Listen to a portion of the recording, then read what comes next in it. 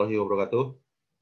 Ya, kita lanjutkan kembali pada topik kita kali ini adalah berkaitan dengan database juga yang namanya penyusunan flowchart ya dan data flow diagram. Nah, bagi gunanya apa ya alat analisa ini?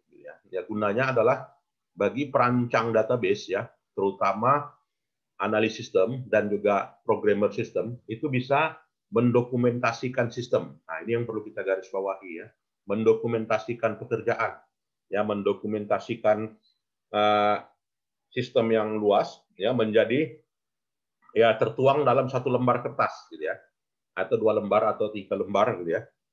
Nah, namanya teknik dokumentasi, gitu ya. Jadi dalam dokumentasi itu alatnya 2, gitu ya, yang dikenal dalam perancangan sistem. Ya, ada namanya flowchart dan ada namanya data flow diagram. Nah, jadi 2 alat analisa ini wajib dikuasai oleh akuntan ya.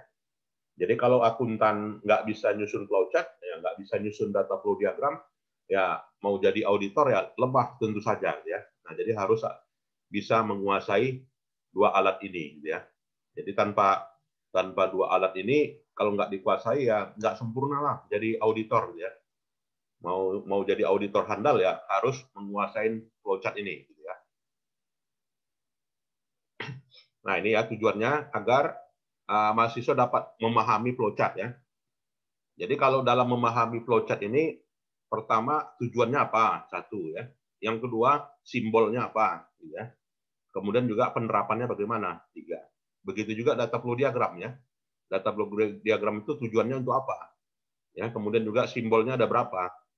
Ya, kemudian juga praktiknya bagaimana gitu ya. Nah, ini yang harus digunakan. Biasanya setiap proses audit ya itu ada dokumentasi yang namanya flowchart ya. Jadi kalau auditor nggak menyusun flowchart ya dibilang ya bagaimana mungkin auditor bisa memahami jalannya sistem ya kalau misalnya flowchart juga tidak ada gitu ya. Nah, jadi flowchart itu berbeda ya dengan data flow diagram. Bedanya di mana sih? Ya, flowchart itu bedanya adalah kalau dia flowchart itu adalah alat untuk melihat arus dokumen. Nah, gitu ya, arus dokumen. Jadi kalau misalnya dokumen itu mengalir kemana, gitu ya, dari departemen mana kemana, ya itu tergambar semuanya di flowchart, gitu ya. Tapi kalau data flow diagram, ya itu gunanya adalah untuk melihat aliran data. Nah, beda ya antara dokumen dan data.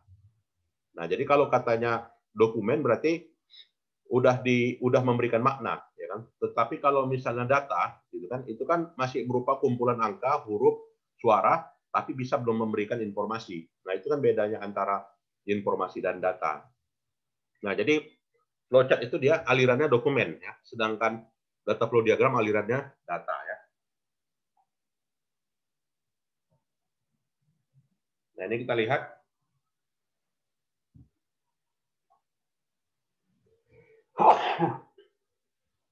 Nah, jadi flowchart itu adalah pendokumentasian secara detail dalam sistem informasi ya, sehingga kita dapat membuat gambaran tertulis mengenai siapa, apa, kapan, dan di mana sistem itu dijalankan.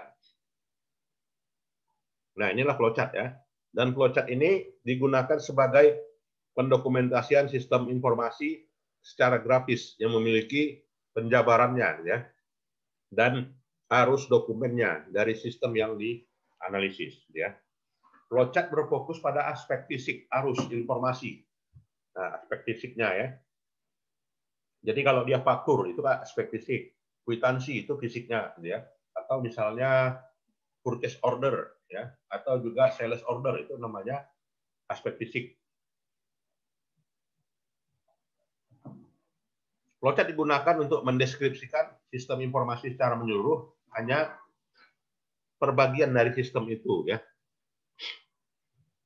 Nah, sistem informasi terdiri dari input yang masuk sebagai manual atau proses komputer dan berbagai tipe output sebagai hasilnya. Jadi output ini yang digunakan user membuat keputusannya dan menjadikannya sebagai input pada proses lain. Nah, jadi dalam dokumen flowchart ada nanti namanya dokumen input, bisa juga dia sekaligus sebagai dokumen output. Nah, jadi bisa 2 fungsi dokumen gitu ya. Sistem flowchart digunakan untuk mengilustrasikan sistem informasi.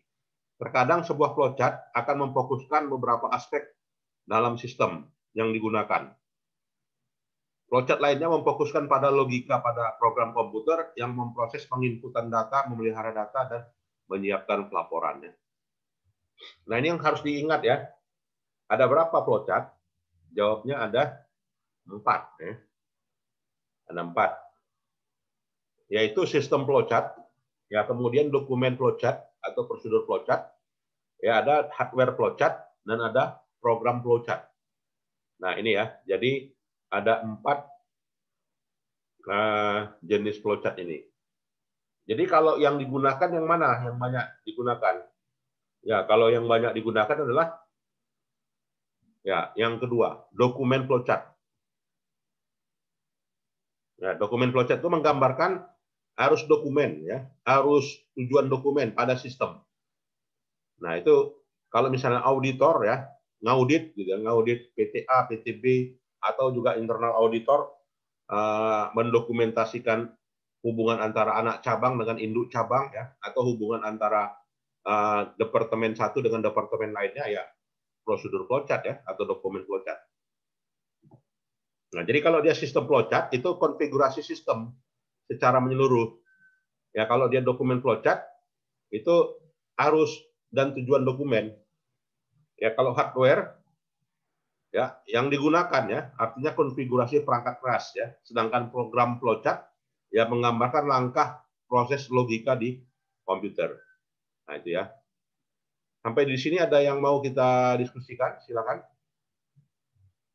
Ada yang bertanya? Silakan adik-adik.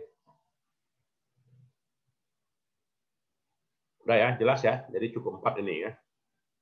Kalau ditanya ada berapa jenis flowchart? 4 ya jawabnya. Nah, jadi elemen dalam menggambar flowchart itu apa saja? Ya, pertama adalah simbol. Ya. 3 elemennya ya. Simbol ya artinya menggambarkan arus data dokumen proses yang ada di dalam sistem ya. Jadi banyak variasi simbol menggambarkan storage media seperti simbol kertas, simbol disk atau simbol file ya. Yang kedua alur ya atau juga arus. Yang ketiga adalah area yang dituju. Nah, jadi area yang dituju. Jadi 3 inilah yang dikatakan dengan 3 elemen simbol dari dokumen flowchart ya. Biasanya yang banyak digunakan dokumen flowchart ya. Ya, dokumen flowchart atau flowchart dokumen. Nah, jadi kalau kita melihat simbolnya ya, simbol yang mana tadi simbol alur ya, simbol area yang dituju gitu ya. Nah, jadi nanti simbol dari flowchart terdiri dari simbol input output. Ya, simbol input output itu apa? Nah, ini seperti manual prosedur ya. Jadi kalau gambarannya seperti ini adalah simbol flowchart dokumen ya. Seperti ini, terminal display. Berarti ini bisa juga sebagai output, juga bisa sebagai input. Ya, atau juga ini simbolnya seperti ini ya. Jadi ini adalah simbol input ya. Kemudian simbol proses atau storage. Ya, simbol storage penyimpanan ya. Jadi bisa di storage seperti ini ya, atau apa ya, atau dalam bentuk kotak ya, ada bentuk lainnya nanti ya. Kemudian juga simbol keputusan ya, simbol decision, simbol magnetic tip. Nah, jadi situ nantinya simbol-simbol dari flowchart ini meliputi simbol input output ya, terbagi dari ya, simbol input output, simbol proses, simbol storage, dan simbol lainnya ya. Jadi 4 jenis simbol. Nah, jadi kalau ditunjukkan simbolnya inilah ya. Oke. Nah, ini contohnya flowchart jenis apa ini? Kalau seperti ini. Nah, ini adalah flowchart dokumen ya. Sistem akuntansi dokumen. Ya, sistem akuntansi manual untuk flowchart dokumen. Nah, jadi di sini terlihat kalau membacanya bagaimana? Ya, kalau membacanya di sini terlihat ini ada 2 entitas yang terlibat dalam organisasi. Pertama adalah ya, ya ada 2 yang terlibat, yaitu uh, bagian penjualan dan juga bagian akuntansi, gitu ya. Jadi bagian penjualan dia memulai transaksi. Kenapa?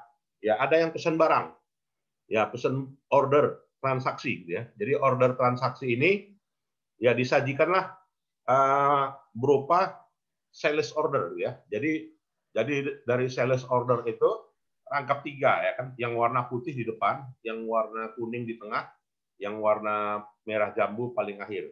Yang paling akhir ini kemana? Biasanya yang warna putih gitu kan, diteruskan ke departemen.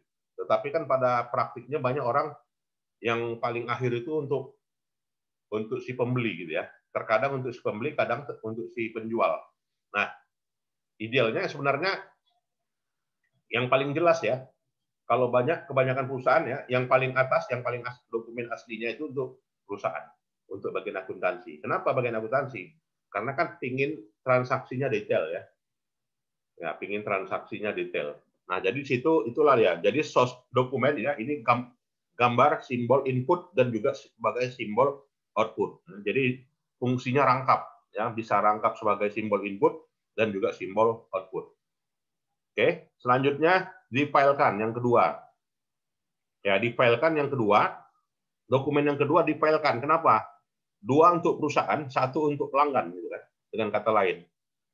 Ya, kalau kita misalnya beli printer gitu kan di Jalan Merak Jingga, itu kan dikasih apanya ya, bukti pembayarannya kan. Nah, dikasih bukti pembayarannya itu rangkap 3 gitu ya. Jadi sama pelanggan yang mana biasanya? Yang paling bawah ya. Kalau yang paling atasnya ya itu untuk tokonya biasanya gitu ya. Ya, selanjutnya dicatat. Ya, ke departemen akuntansi dicatat gitu ya, di jurnal, record ya. Nah, jadi dicatat ya, langsung difilekan. Lalu proses pencatatan berikutnya kemana? Kalau dari proses manual ya masuk kepada buku besar gitu ya. Ya ke jurnal ya. Jurnal langsung buku besar. Ya general ledger di sini.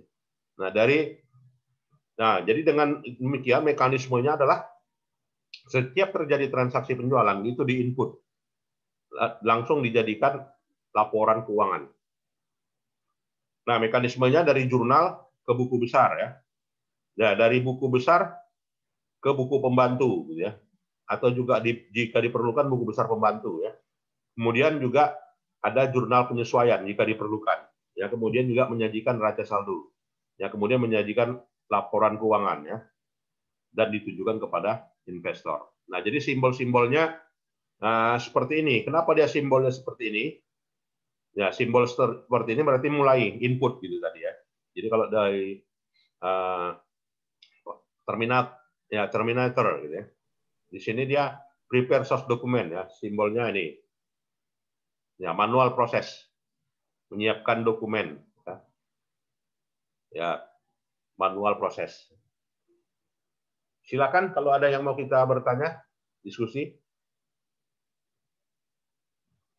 Silakan.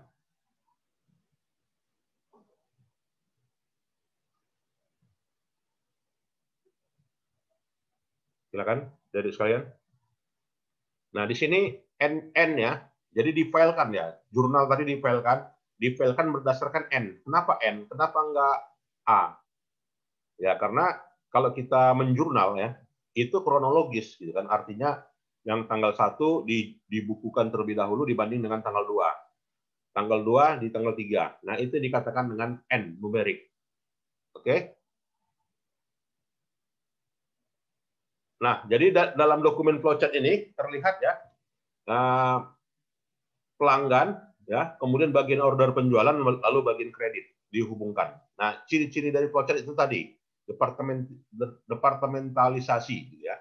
Artinya di sini entitas pelanggan ya, artinya pelanggan itu terpisah dengan bagian order penjualan. Bagian order penjualan itu yang nangani ada si A, bagian kredit yang nangani si B. Ya, ciri-ciri dari flowchart itu gambaran aliran dokumennya antar departemen, ya, antar entitas yang ada di organisasi.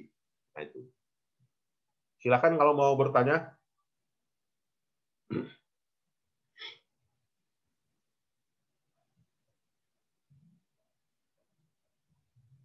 Ya, selanjutnya menerima order pelanggan, ya. Setelah menerima order pelanggan, mempersiapkan order. Nah, jadi di sini proses ya, mempersiapkan order, lalu di order tersebut difilekan, ya, difilekan. Lalu ada yang pertama itu difilekan, yang kedua itu dikirim ke gudang, yang ketiga itu ditagihkan kepada pelanggan. Nah, jadi bagian penagihan nantinya akan menagihkan tagihan ini kepada pelanggannya. Nah, bagian kredit akan mencatat ya order dari penjualan tersebut apakah diterima atau tidak ya penjualan kredit terhadap pelanggan A, atau juga jika memang diterima maka bagian kredit akan mencatat ya mana yang masih mana yang sudah tunai dan mana yang masih kredit, dan yang masih kredit nantinya dievaluasi mulai dari penagihannya gitu ya dan juga pembukuannya. Silakan kalau ada yang mau diskusi. Cukup jelas? Ya, berikutnya. Nah, ini sistem baru lagi gitu ya, yang namanya sistem penggajian. Kalau tadi kan sistemnya penjualan ya, ini penjualan, ini sistem penggajian. Nah, jadi sistem penggajian itu melibatkan pertama pimpinan, kemudian melibatkan bagian administrasi kepegawaian, melibatkan bagian kepegawaian. Nah, jadi dalam menyusun flowchart ini dia dimulai dari adanya apa ya, pegawai. Nah, jadi pegawai bekerja ya, lalu diinput di kartu pegawai ya, selanjutnya diproses ya, daftar gaji, lalu difilekan, lalu ditagihkan dan disetujui oleh pimpinan untuk dibayarkan. Nah, jadi inilah flowchart dokumen penggajiannya. Silakan kalau ada yang mau bertanya dalam flowchart ini. Jadi setiap sistem itu ada flowchartnya ya. Misalnya sistem KRS, ya itu ada flowchartnya. Sistem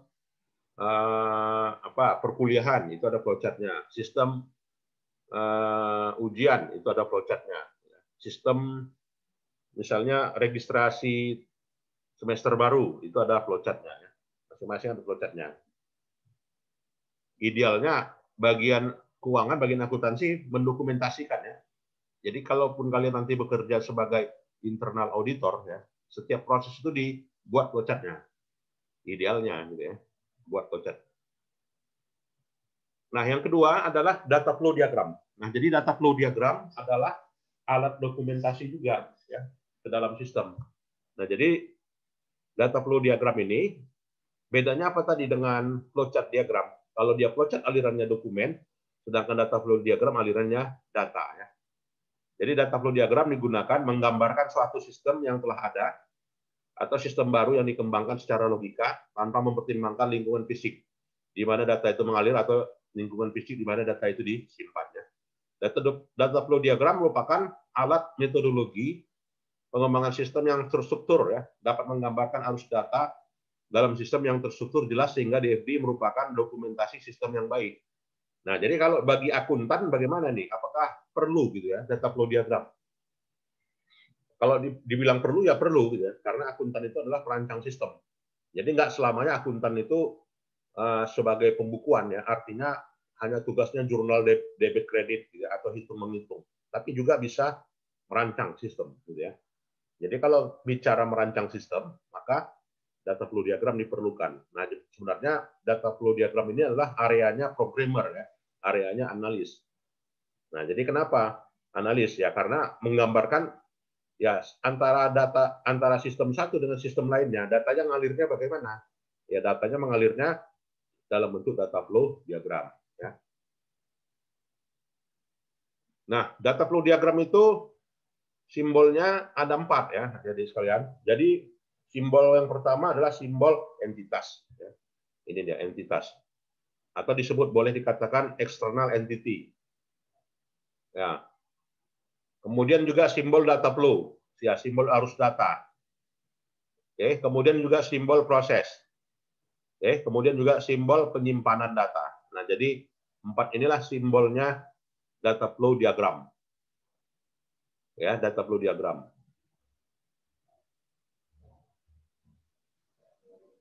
Ada yang bertanya? Silakan. Silakan. Kalau ada yang mau diskusi.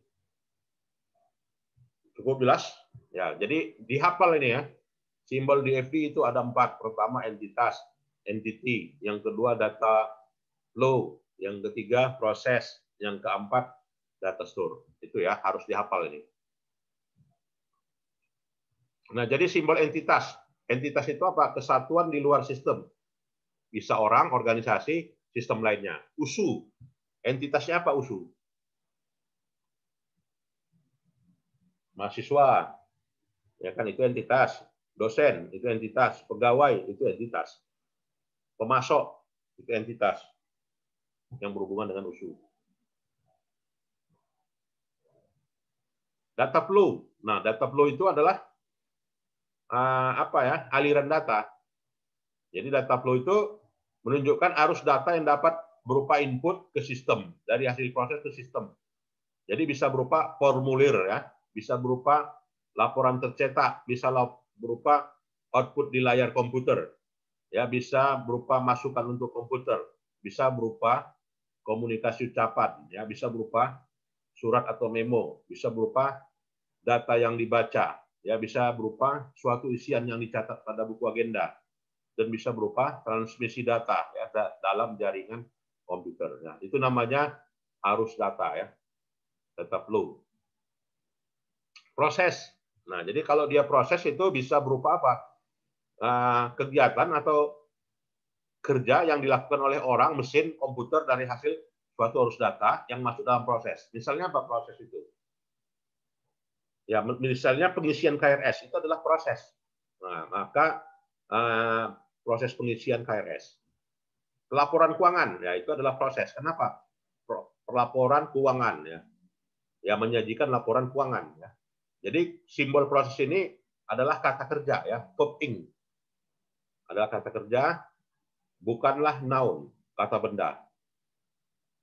Ya, jadi proses itu adalah kata kerja. Jadi misalnya apa? Updating, preparing, processing, ya apalagi reporting. Jadi pakai ing semuanya itu adalah proses. Kata kerja ya, kata kerja. Jadi kesalahan proses harus dihindari pada saat menggambarkan proses itu. Jadi kalau setiap proses pasti ada input dan pasti ada output.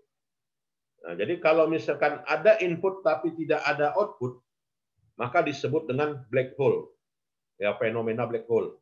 Atau misalkan pada ada juga output tapi tidak ada input, ya itu namanya miracle. Nah, itu harus dihindari. Jadi black hole dan juga miracle itu harus dihindari. Oke. Kemudian juga storage.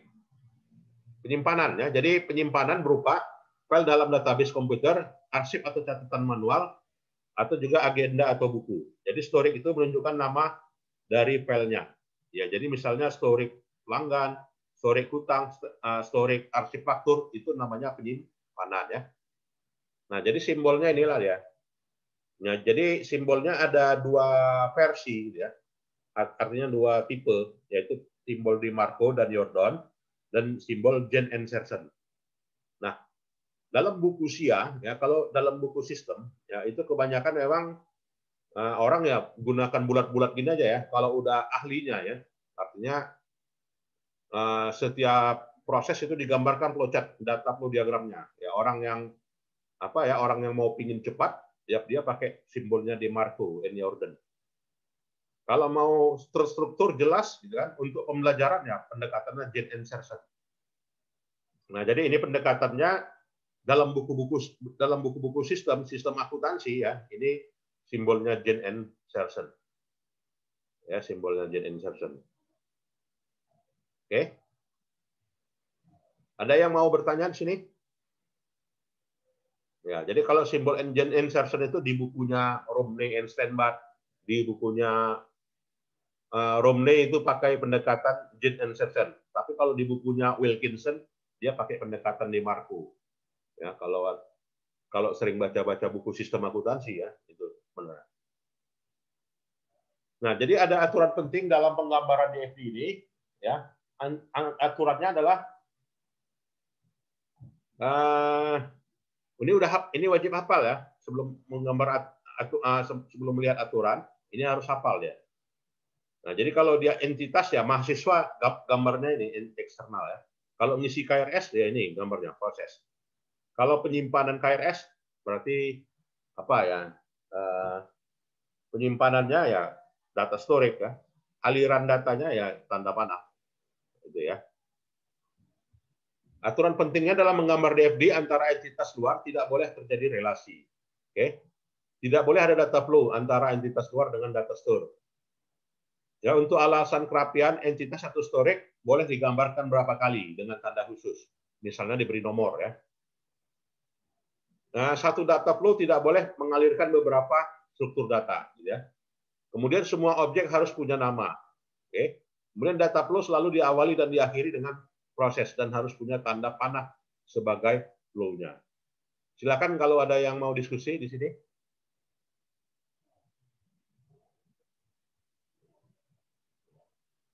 Nah, kemudian dalam menggambar data flow diagram, itu antara entitas dengan entitas nggak boleh dihubungkan langsung. Nggak boleh ada tanda panah, ya. Nggak boleh mengalir data dari vendor ke pelanggan. Tidak boleh. Ya, misalnya, gimana nih ya? Contohnya, ya misalnya kalau kita mau melihat apa ya? Misalnya mau melihat misalkan apa ya, abang kita sendiri, abang kandung, datang ke bank. Ya, datang ke bank, bolehkah meminta catatan buku rekeningnya ke bank? Apakah boleh? Silakan.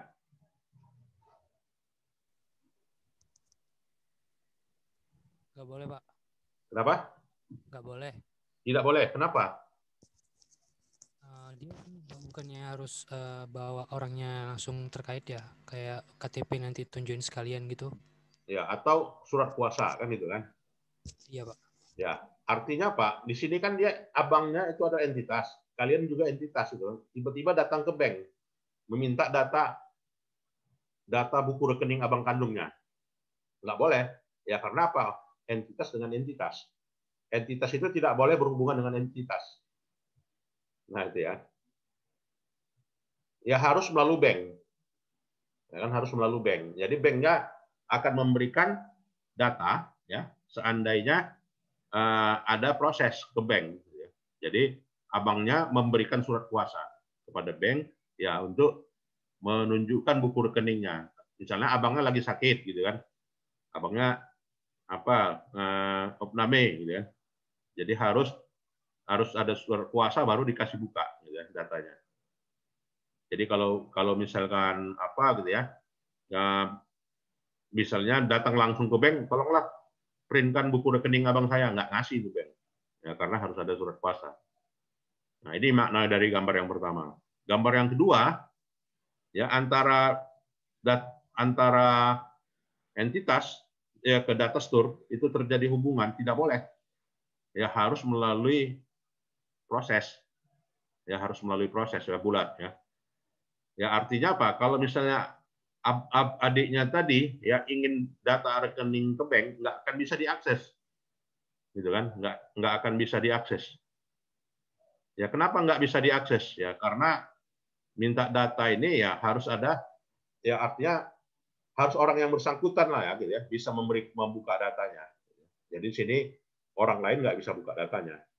Itu makna gambar ini yang kedua ya.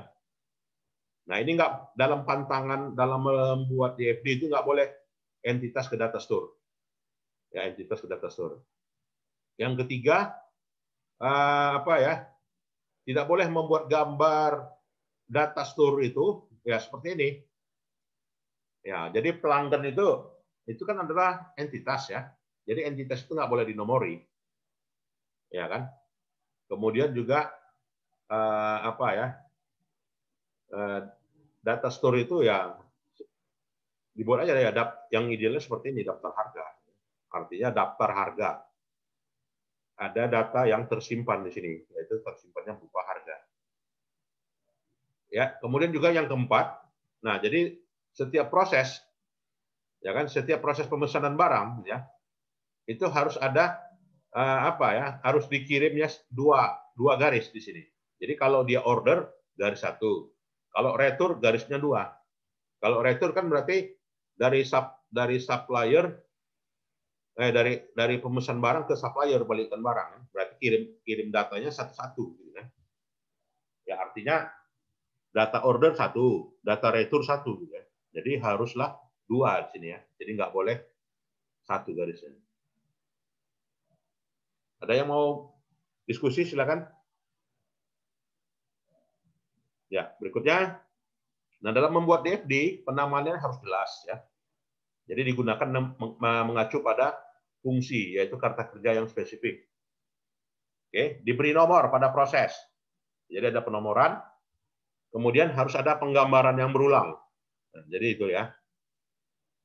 Yang keempat, hindari proses yang punya masukan, tapi tidak punya keluaran. Itulah namanya black hole tadi. Dan juga ada hindari proses yang punya keluaran, tapi tidak punya masukan. Itulah namanya miracle.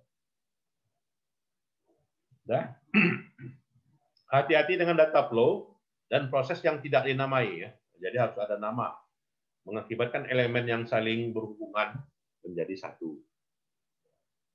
Nah, setiap dalam menggambar DFD, yang pertama haruslah kita gambarlah konteks diagram. Nah, jadi dalam mau menyusun DFD itu harus susun dulu lah konteks diagramnya ya. Jadi kalau nggak disusun konteks diagramnya, step-step dari penyusunan DFD itu tidak terpenuhi. Jadi susun dulu konteks diagramnya. Oke, jadi konteks diagramnya di sini itu apa konteks diagram pengertiannya? Ya, kalau kita mau nyusun sistem pembelian dan penjualan barang dagangan, maka datanya itu dari mana? Ya, maka dalam hal ini ada Ada arus data itu. Kalau kita jual barang dan beli barang, yaitu melibatkan supplier, melibatkan manajemen, melibatkan bank, melibatkan pelanggan. Ya, berarti hubungan antara eksternal dan juga internal sistem. Nah, itu namanya konteks diagram ya. Jadi kalau misalnya sistem akademik, konteks diagramnya apa? Ya, konteks diagram konteks sistem akademik itu adalah mahasiswa ya. Dosen. Ya, itu entitasnya. Ya, entitas internal. Entitas eksternal siapa? Orang tua. Ya, karena orang tua akan melihat gitu kan. Kemenristek, ya itu akan melihat prosesnya. Apalagi misalnya lagi bank ya, itu akan melihat hasilnya. Nah, jadi situ hubungan antara internal dan eksternal sistem. Itu namanya konteks diagram. Nah, kemudian dalam DFD itu ada DFD level. Kenapa? Setiap proses dengan proses satu dan dengan proses lainnya itu ada proses yang sangat detail, ada proses yang belum jelas. Artinya belum detail ya. Jadi proses itu haruslah detail. Ya, jadi situ DFD level ya akan terjadi penurunan level yang lebih rendah. Jadi haruslah direpresentasikan. Jadi ada dari level 0 lanjut ke level 1 dan seterusnya. Oke. Nah, jadi setiap pertama kita susun dulu konteks diagram. Ya, kemudian juga DFD. Nah, DFD ini ada pertama level 0, ada level 1, level 2 dan seterusnya. Nah, jadi kalau dia level 0 berarti dalam suatu sistem itu ya apa ya? Masih umum. 0. Kalau level 1 rincian dari level 0. Lahirlah level 1. Kalau belum jelas lagi maka level 2. Kalau belum jelas lagi maka level 3 dan seterusnya ya. Nanti kita lihat contohnya. Nah, sistem akademik. Ini ya. Berarti di sini ada modul 1, modul 2, modul 3, modul 4. Modul 1 ini berarti kan prosesnya ya. Jadi kalau dia sistem akademik itu prosesnya apa?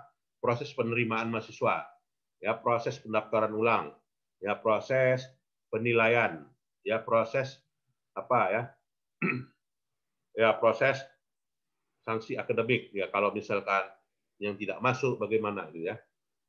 Nah, selanjutnya konteks diagramnya disusun. Jadi sistem akademik itu melibatkan bagian akademik, bagian keuangan, ya bagian penerimaan mahasiswa baru, program studi, ya bagian kemahasiswaan. Inilah dia aliran sistem akademik ya. Namanya konteks diagram. Nah, jadi menunjukkan konteks diagram ini sistem itu ngalir kemana, dari mana dan kemana. Nah, itu.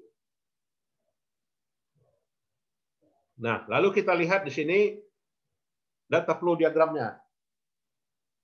Ya, data flow diagram sistem akademik tadi gitu ya. Nah, jadi di sini terlihat ada berapa proses sistem akademik itu? Silakan jawab. Kalau dari gambar ini, ada berapa prosesnya? Silakan.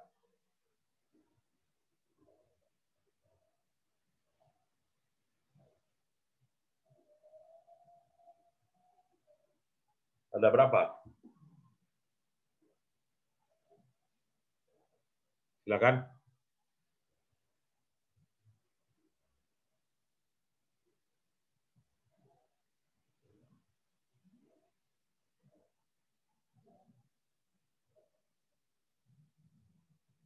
Ada berapa?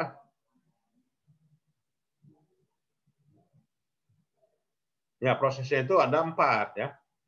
Ini kan dia 01. Jadi ini di level 0 katanya kan. Maka 01. Ada 02. Ada 03. Ada 04. Ya, berarti prosesnya ada 4 ya, Bapak Ibu. Oke. Selanjutnya entitas. Ada berapa entitasnya? Ada berapa entitasnya? Kan prosesnya 4 tadi dari sini kan. 1, 2, 3, 4. Itu kan? 4 proses. Entitasnya inilah dia. Entitas mahasiswa baru ada 6 ya. 1, 2, 3, 4, 5, 6. Jadi dia ini 1, 2, 3, 4, 5. 1, 2, 3, 4, 5, 6 ya. Itulah dia ya pengertiannya. Cukup jelas? Kalau belum jelas silakan bertanya.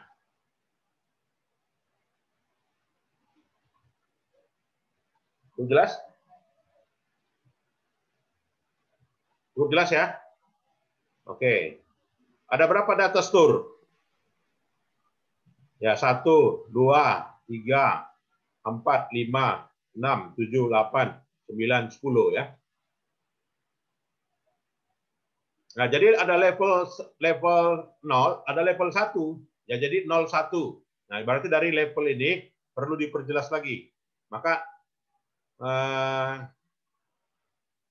maka diperjelas penerimaan ini meliputi input data calon, ya, kemudian input konversi nilai, input transformasi calon mahasiswa. Nah, inilah prosesnya ya.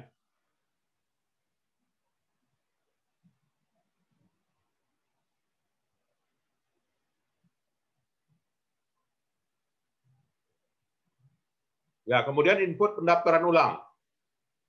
Ya, berarti dia dari ini ya, daftar ulang. Nah, ini dari 02. Jadi 02 ini kalau ingin lebih jelas lagi, maka 02. Ya, 02 ini daftar ulang. Ya, artinya 121, 122, 123, 124, 125 ya. Oke. Berikutnya level 1 dari lagi ya, 13. Nah, dari 13 proses dari mana ini? Ya, dari ini. Artinya bagian ini nggak jelas, ya diperjelas lagi 113 ya. Berarti lahirlah 131, 132 gitu ya. Jadi dalam setiap proses ada subproses. Dari setiap subproses ada subproses ranting proses. Nah, itu pengertiannya ya, dari sekalian. Silakan kalau mau kita diskusi.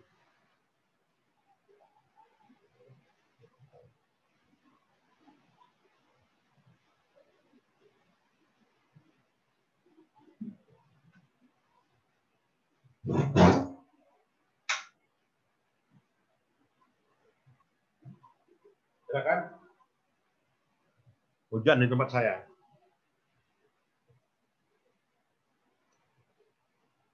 Oke ya. Nah, jadi tugas di rumah, buatlah flowchart system untuk retail ya. Artinya untuk sebuah toko. Misalnya swalayan ya. Nah, tugas kalian di rumah buatlah flowchart-nya. Dan juga buatlah data flow diagramnya ya. dari kasus ini ya. Dan ini bahannya saya share ke ke Google Classroom ya. Silakan dikerjakan di rumah ya. Kalau tidak ada pertanyaan, itu saja perkuliahan kita yang ini. Ya, lebih dan kurang itu saja. Kita lanjutkan minggu depan ya. Ada pertanyaan? Oke, selamat siang. Assalamualaikum warahmatullahi wabarakatuh. Waalaikumsalam. Waalaikumsalam, Pak. Selamat siang. Selamat siang, Pak. Yang Pak.